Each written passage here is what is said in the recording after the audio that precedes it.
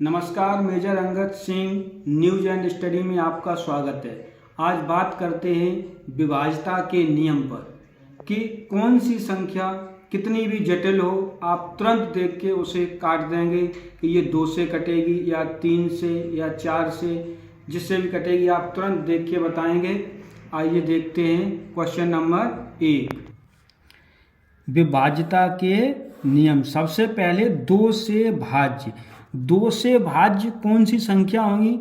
यदि इकाई का अंक सबसे पीछे इकाई, फिर यहाँ दहाई, सैकड़ा, हजार और 10,000।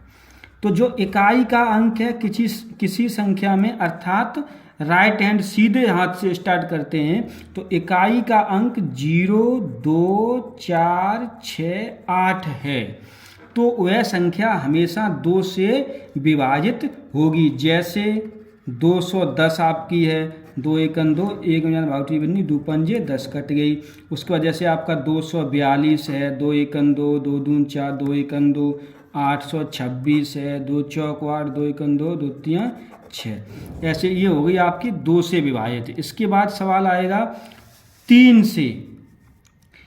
3 से भाज्य, 3 से भाज्य क्या संख्या है पता लगेगा। यदि दी गई संख्या के अंकों का योग 3 से भाज्य हो, दी गई संख्या के अंकों का योग, मान लिया आपको ये संख्या दी है 2 से 16, उसमें क्या कहा गया? दी गई संख्या, ये आपकी संख्या है, इसके अंकों का योग 3 से यदि कट रहा है तो वो संख्या 3 से भाज्य होगी। कैसे?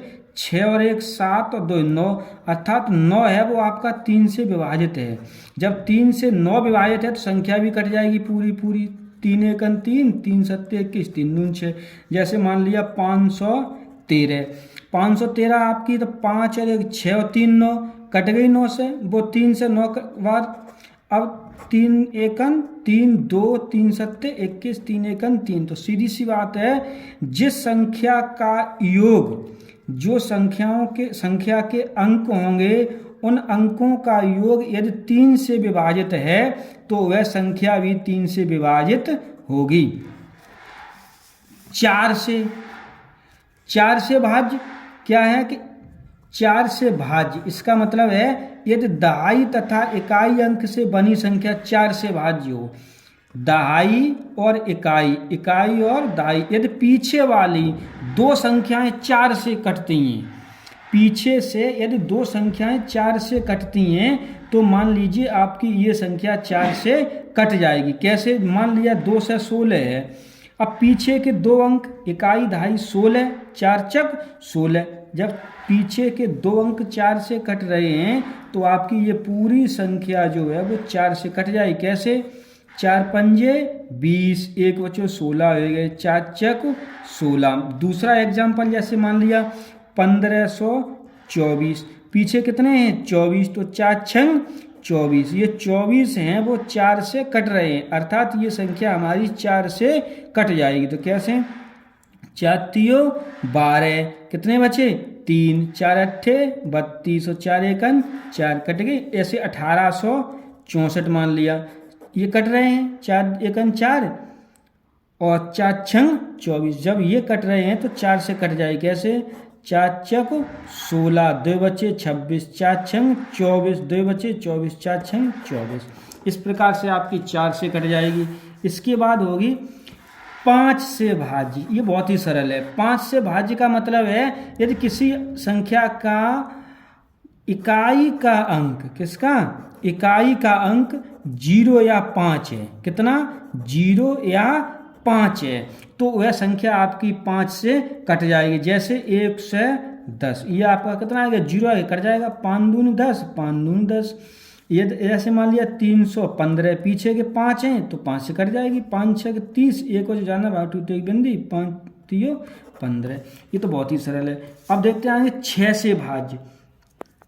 इसमें क्या है कि वह संख्या जो 2 और 3, यदि कोई संख्या है 2 से और 3 से दोनों से कटती है तो वो संख्या 6 से अवश्य कट जाएगी। जैसे मान लिया 2 से 16, ये आपकी 2 से भी कट रही है क्योंकि यहाँ सम पीछे है।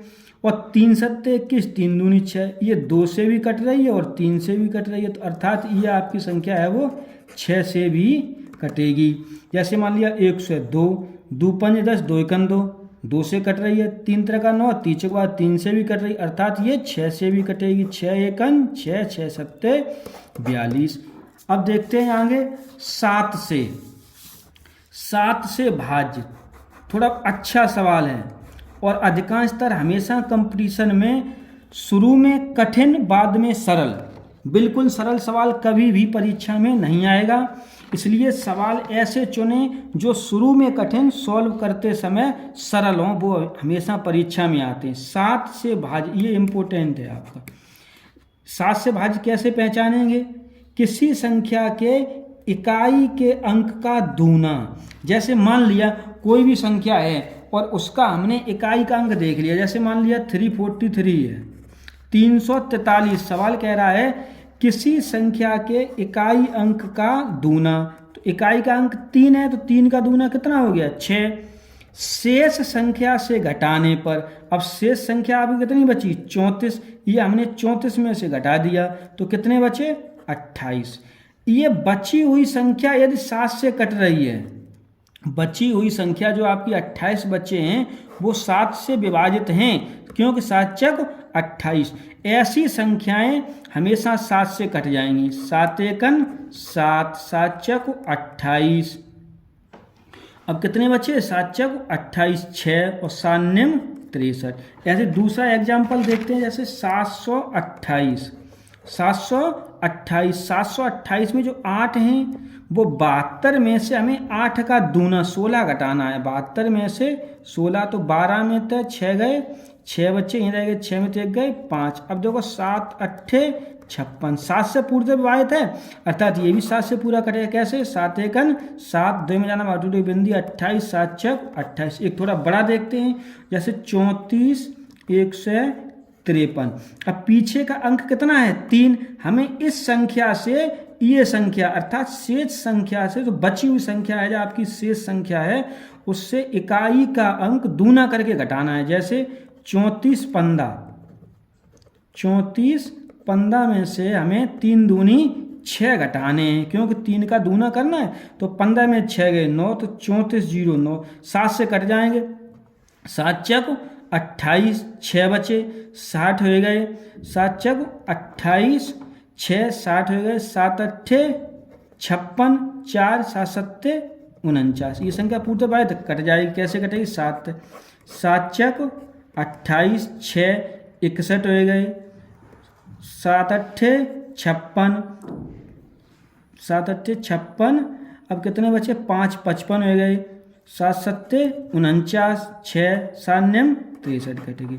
सबसे अच्छी ट्रिक है, इकाई का अंक जो है वो दूना करके शेष संख्या से घटाना है और 7 से भाग देना है। यदि वो संख्या पूर्णतः विभाजित है तो पूरी संख्या 7 से कटेगी।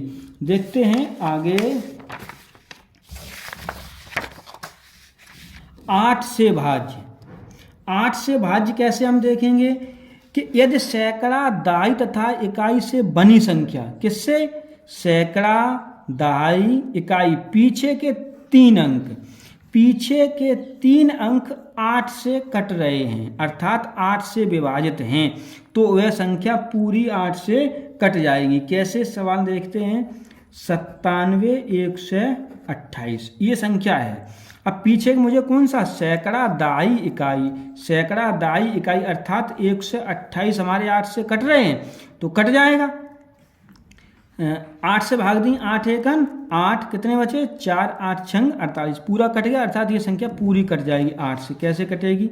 8 एकन 8, 17 हो गए, 8 दूनी 16, 1 बचो 11 हो गए, 8 एकन 8, 3 बचे 32 हो गए, 8 चक 32 और 8 एकन 8 कट गया।